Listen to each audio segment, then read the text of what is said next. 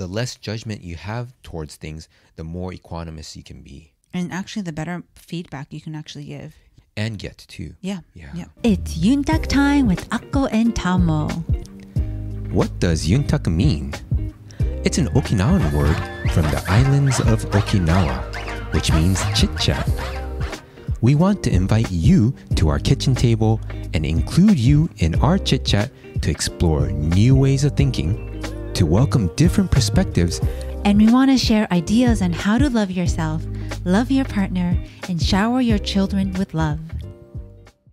This is episode 20.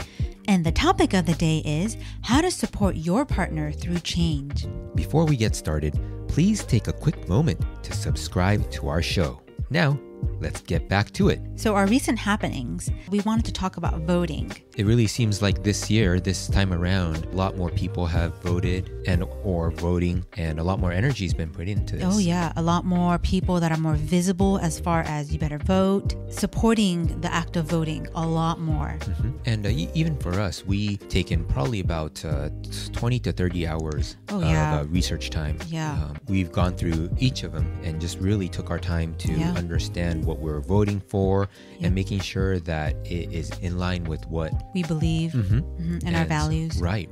And also doing extra research, who's funding these propositions and other research like that. So yeah, we went pretty deep with this one. Yeah, we did. Yeah, we spent, like Tama was saying, 20 to 30 hours researching all the pros and cons, the rebuttals of the pros and cons. Just because if you just read a paragraph, it sounds like a great pro possibly. But then if you actually read the cons, you're just like, actually. Right. And, all just the deeper stuff that you never even thought of all comes out. Right. So, so we just did our due diligence and we really researched what we voted for. Yeah, and we took many nights just discussing. That also allowed us to get to know each other more, and it was actually enjoyable because we did research, and what Akko researched, she might have found something different. And there are votes that I changed my mind on because of what she's found. And vice versa.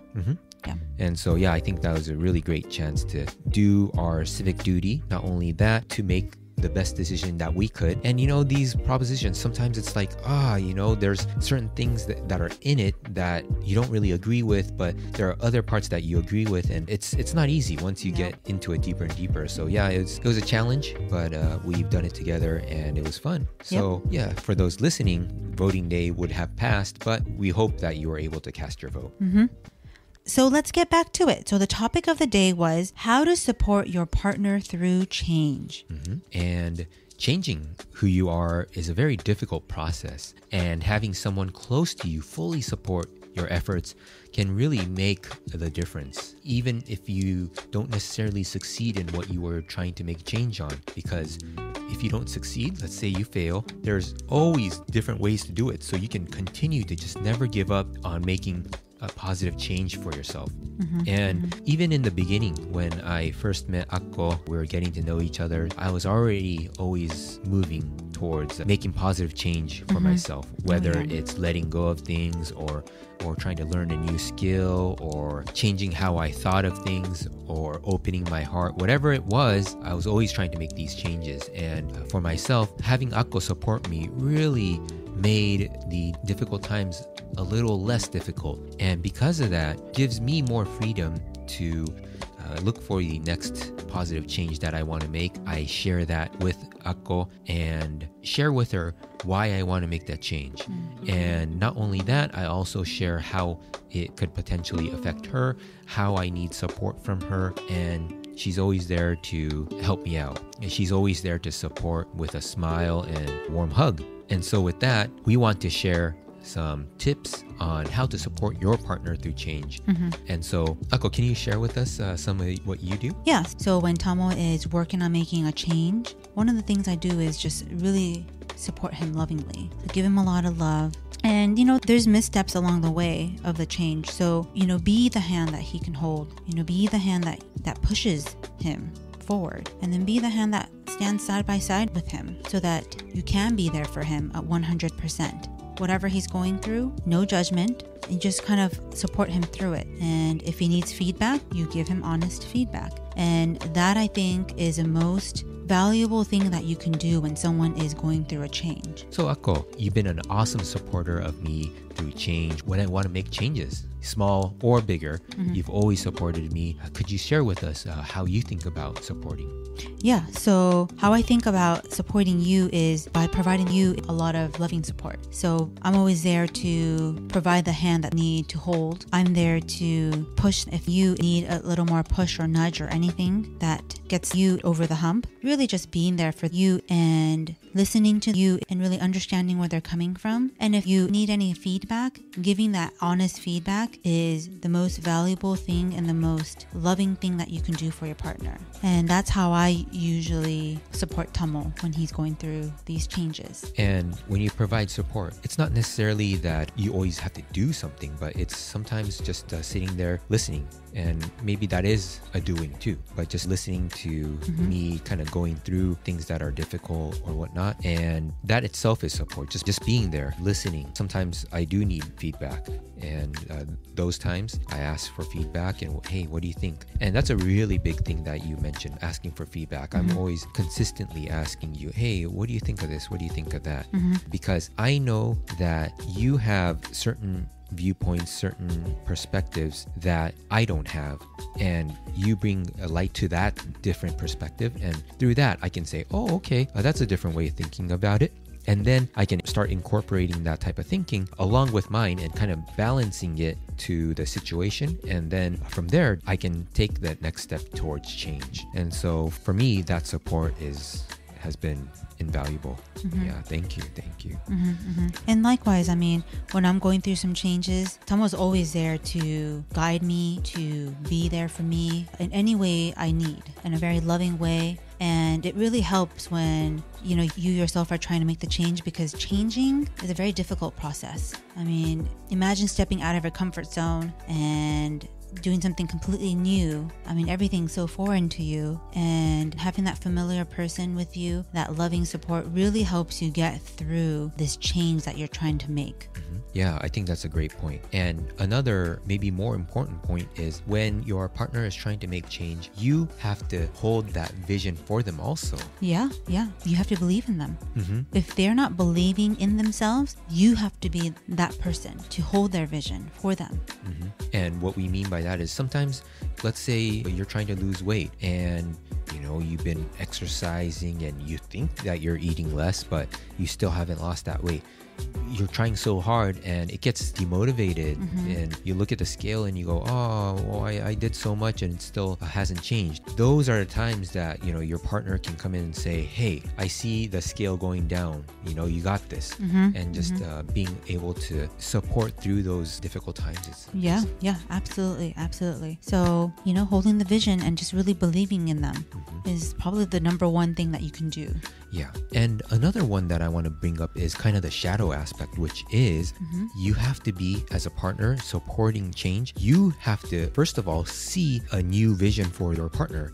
So if it's again losing weight, you have to envision your partner already with the weight lost, and you know they're looking great, they're feeling happy, things like that. And another point that I want to mention, which can be a shadow aspect of it because it's not as obvious, but you have to be okay with your partner changing, right?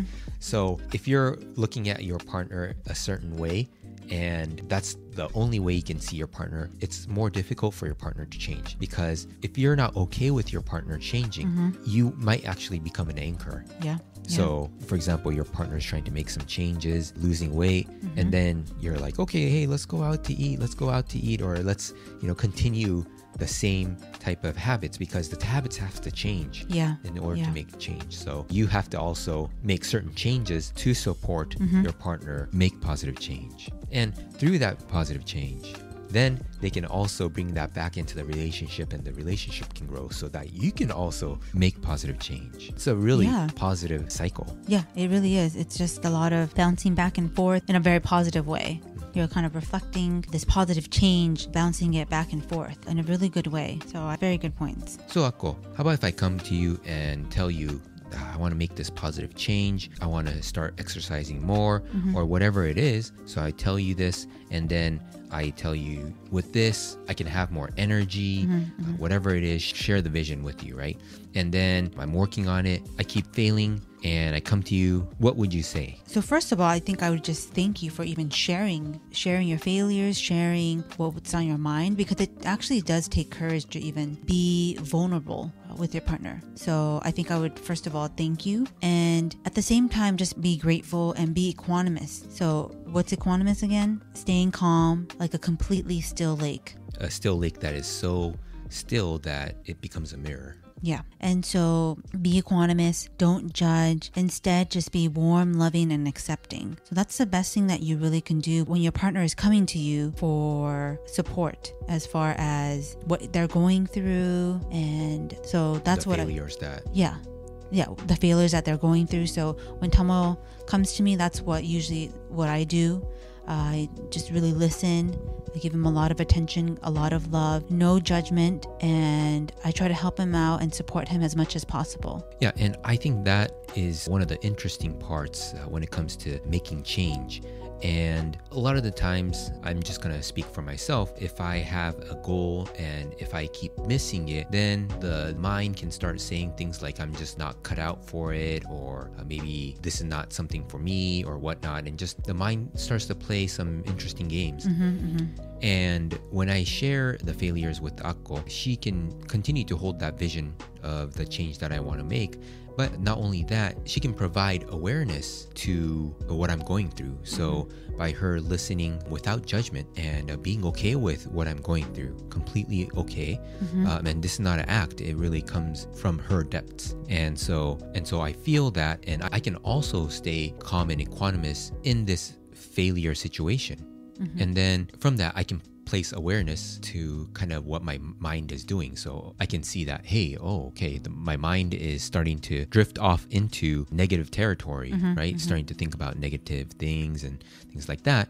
And so Akko can reflect that back to me. And I can start catching that and then make changes based on what I'm understanding.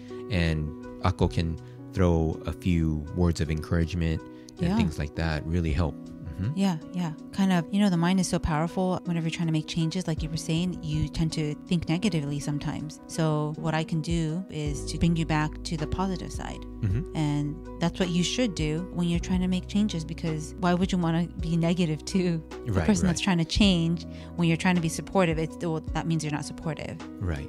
And I think that's part of the teamwork, right? Yeah. It is teamwork. Yeah. And of course, change is possible by yourself, but hey, when you have someone by your side committed to your growth too, things are that much easier. Yeah, much easier. So, for example, like intermittent fasting, like we talked in a prior podcast, we were talking about intermittent fasting, and had I not done it with Tomo, I don't know if I would have succeeded, because I'm very into eating and very much into my junk food sweets. And so, yeah, I don't know if I would have succeeded enough had I not had his support by actually even doing it with me. Right.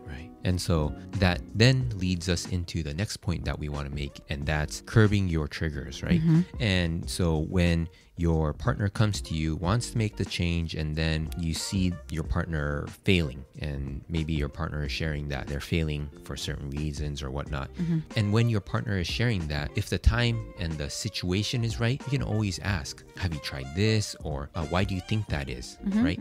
But failure and making change, it can be a sensitive topic. So depending on your partner and your dynamic with your partner, you may need to be a little bit more tactful in how you're asking these questions. So I just wanted to throw that out there. And the more you do it with your partner, the more trust you build, the more honest you get with each other, that usually starts to fall away and fade away, dissipate, and any question becomes just a question. And again, there's a lot less triggers that happen between us. So curbing your triggers. And we've also talked about this in previous podcasts too, but when you are triggered, that means there's something within you that is getting triggered, right? So if something is being triggered, that's a great opportunity to reflect that back to yourself and become aware of your trigger points and if you want to go for bonus points, you can always kind of figure out, why do I have that trigger point?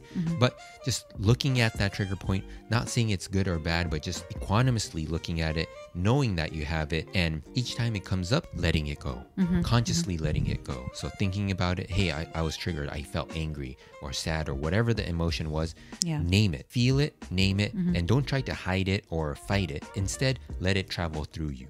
So it's okay. It's completely okay when you get triggered. It's also a fantastic time to, again, reflect back and to let go. So that more and more you go through this, the less you will get triggered. So that's another thing that you want to try. Yeah, great point. Great point.